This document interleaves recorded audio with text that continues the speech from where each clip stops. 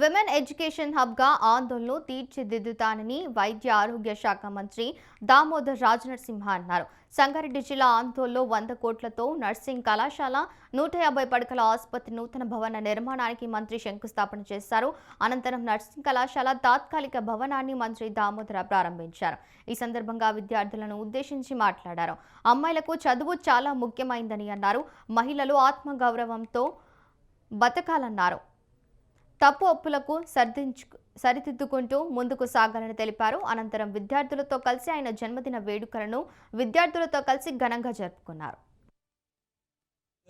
Somebody can be a good dancer, somebody can be very good, have a scientific temper. ఇలా రకరకాల నైపుణ్యాలు దాగి ఉంటాయి మన లోపల.